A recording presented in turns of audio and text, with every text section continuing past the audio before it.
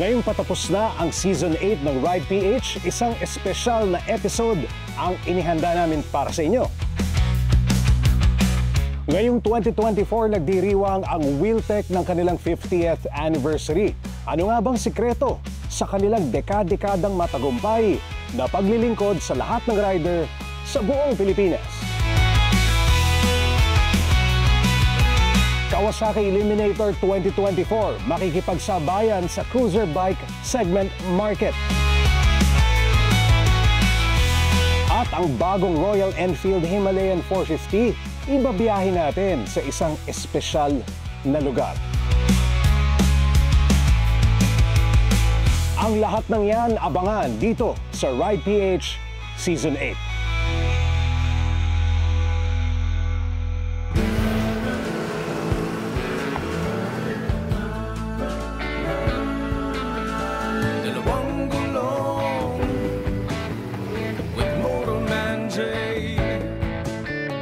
Unlimited trips sa Pinoy Highway.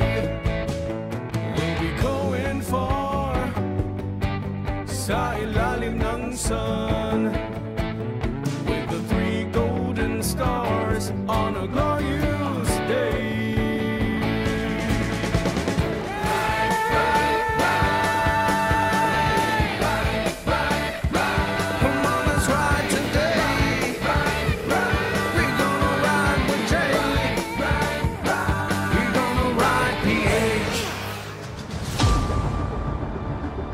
Isang espesyal na motorsiklo, papunta sa isang espesyal na lugar na malapit sa aking puso. Kakayanin kaya ng bagong Royal Enfield Himalayan 450 ang halos 40 kilometers na biyahe sa kabila ng matinding ulan at madulas na kalsada.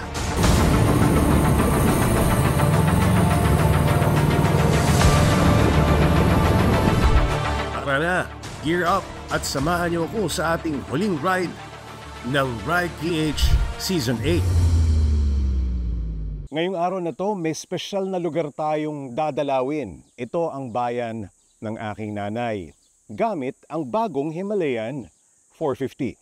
Tara! Hindi pa sumisikat ang araw, lumarga na kami patungong Cardona. Halos 40 kilometro silangang bahagi ng Metro Manila patungo sa direksyon ng Rizal. Pero simula pa lang ng biyahe, hindi na kami nilubayan ang sama ng panahon. Hanggang lumakas na ng gusto ang buhos ng ulan, kaya napilitan na akong huminto at magsuot ng aking baong rain gear. Dito ko nasubok ang ride safety features ng bagong Himalayan 450. ABS o anti-lock braking system ang aasahan mo sa madulas na kondisyon ng kalye. Dahil sa switchable ABS nito, mas naging ligtas ang aking ride. Lalo pa at napapadali nito ang pag-iwas sa mga obstruction sa kalsada. Masasabi kong kampante naman ako sa stopping power at walang pangamba lalo na sa twisties.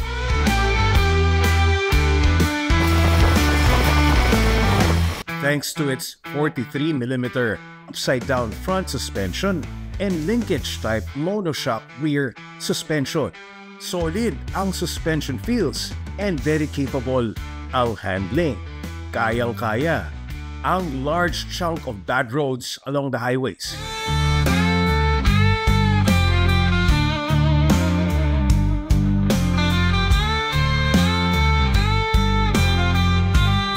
Versatile din ang Himalayan 450. Meron itong 21-inch front at 17-inch rear wheel combination na pwedeng pang on o off-road. Komportable rin ang ride dahil sa enduro foot pegs at wide handlebars nito. Kung makina naman ang pag-uusapan, meron itong liquid-cooled, single-cylinder DOHC at 4 valves.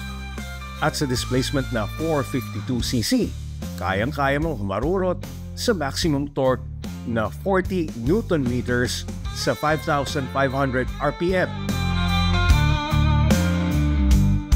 90% of the Himalayan 450 ay binago yung design from the first generation na Himalayan.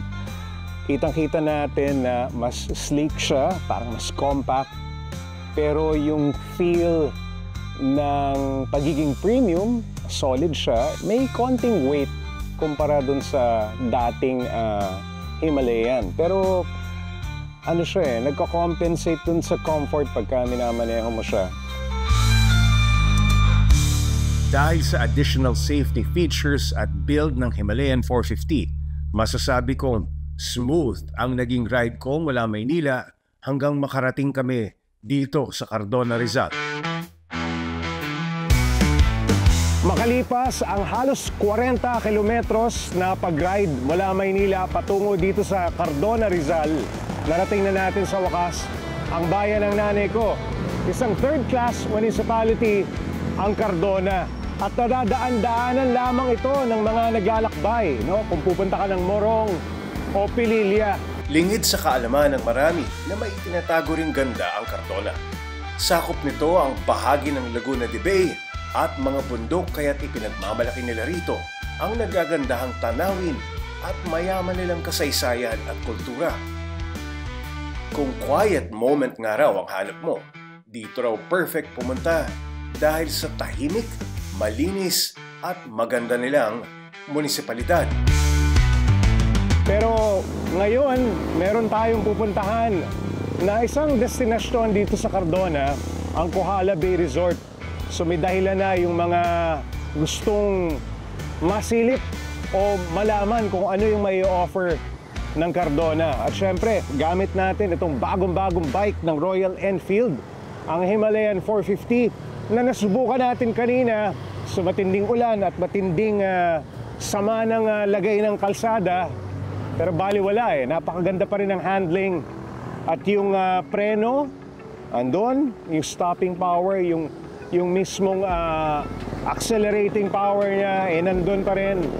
Confidence inspiring kasi mababa siya. So tara, punta muna tayo sa Kohala Bay Resort.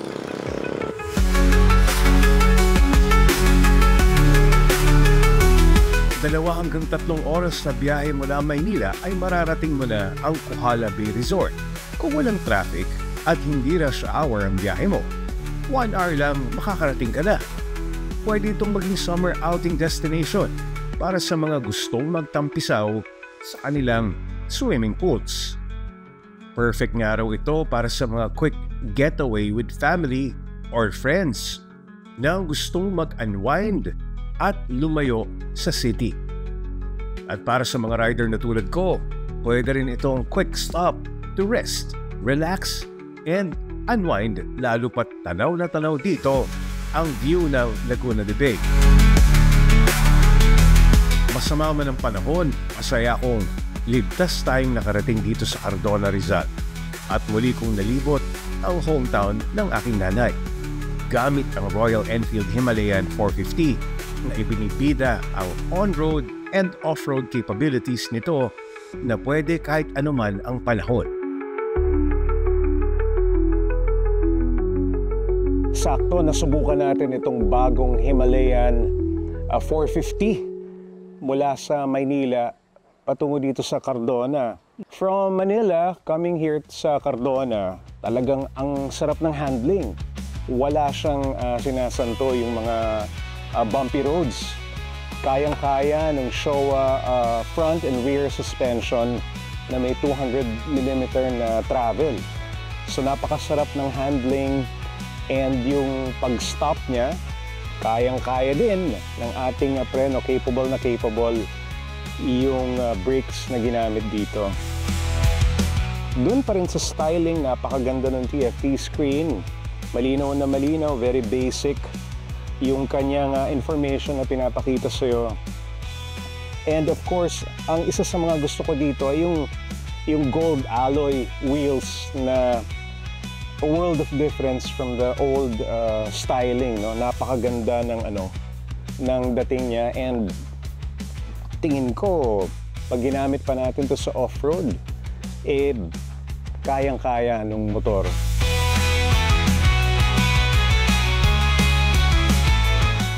Ang bawat ride, mas nagiging enjoyable nga raw kung may pupuntahan kang destinasyon na talagang malapit sa iyong puso. Samahan mo pa ng motorsiklong mapagkakatiwalaan at subok ang performance. May bonus pang formang pamalakasan.